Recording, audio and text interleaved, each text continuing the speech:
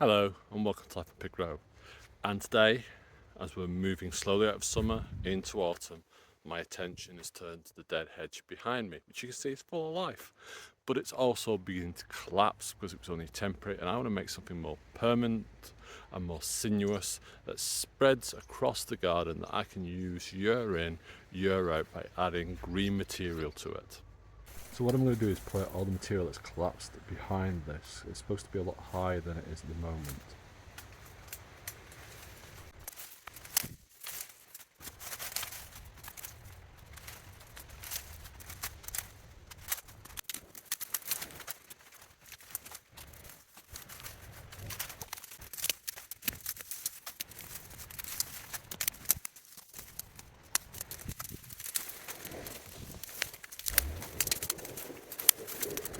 So I've got some 2x2 tannised wood posts, and these will last about 5 or 6 years, a lot longer than the posts there. And what I'm going to do is I'm going to drive them in.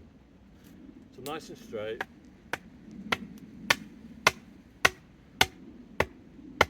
Should go in easily.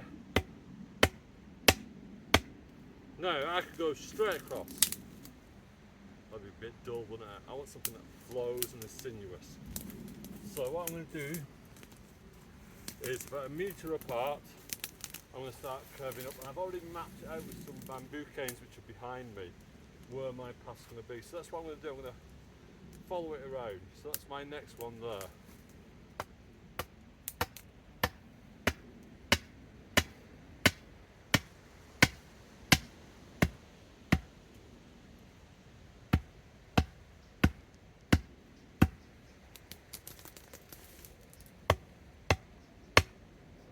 I've got one just here, just off camera.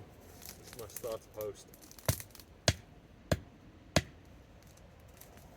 That's the outside.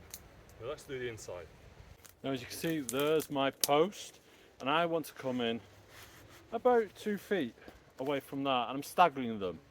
The reason for that is it'll hold it in. So I'm going to put one down there in a minute, but this is the first one here. So about 2 foot apart from the first row.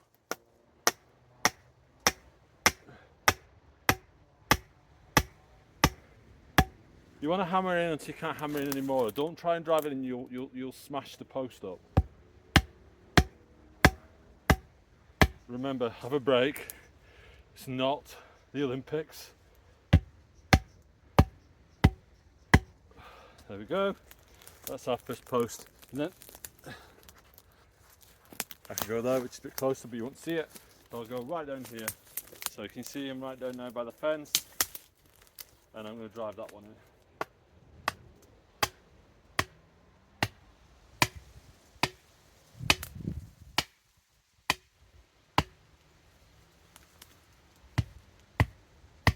And I'm doing all this by eye. I'm not measuring it out. I know by now that that's roughly 2 foot from there to there. And this will form a cage, which I'm going to show you in a minute. Just going to get them all in now, and then we'll fill it a bit and you can see what it looks like. So as you can see, the posts are in and they curve around now, and I've started to lay down in materials both green and brown. Brown is just dead materials, it's everything I took out before. Green, things like this, which is living, so weeds basically. So I can just pop it in like that. Any kind of hedge cuttings will go in here. So I'm not getting rid of any hedge cuttings from now, and they're going to go part of my dead hedge.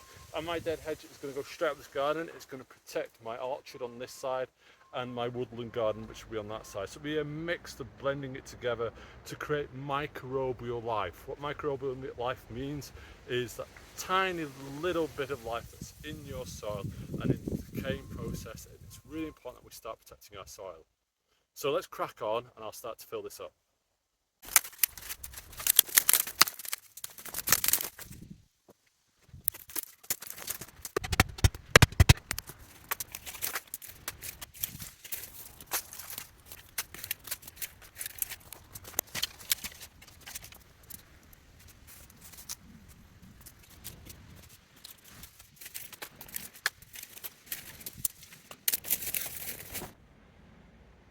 So that's that completed. You want a closer look? Let's go for a walk.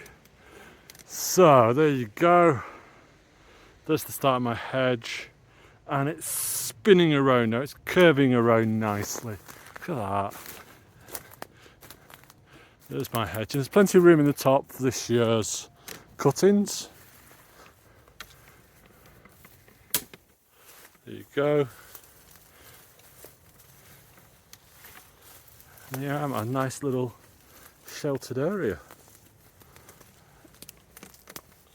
Here I am behind my little dead hedge, which is now sheltering my apple tree and sheltering my veg patch that way. It's going to stretch all the way uphill. It's going to take quite a few years, because what's going to happen is every time I do cuttings from hedges from here on in, it's going on here. I'm not going to shred them.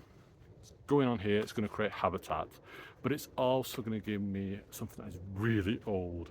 Medieval farmers did this, and medieval gardeners did this, if you call them gardeners. You know, this is what they did to protect their plot, to keep the sheep out, to keep livestock out, to keep the wind out. They used what they had to hand, so why shouldn't we be doing the same? All I've done is use some fence posts that I have knocking around. I've got loads of these knocking around from when I had trees put in, and they've survived wonderfully, so I'm reusing them. And it's going to go all the way up the hill, and it's about another 150 foot, and it's going to snake around right to the top, and it's going to create little areas like this where I can come and sit in, away from all the hubbub of daily life, and plant this up. I'm going to put probably ferns in here and cottage plants, plants that do well in shade as well as being under a tree. And the idea is then, look, little spaces within my garden that are benefiting the wider garden by bringing in life. So until next time, it's goodbye from me on Life and Pick Road. Bye bye.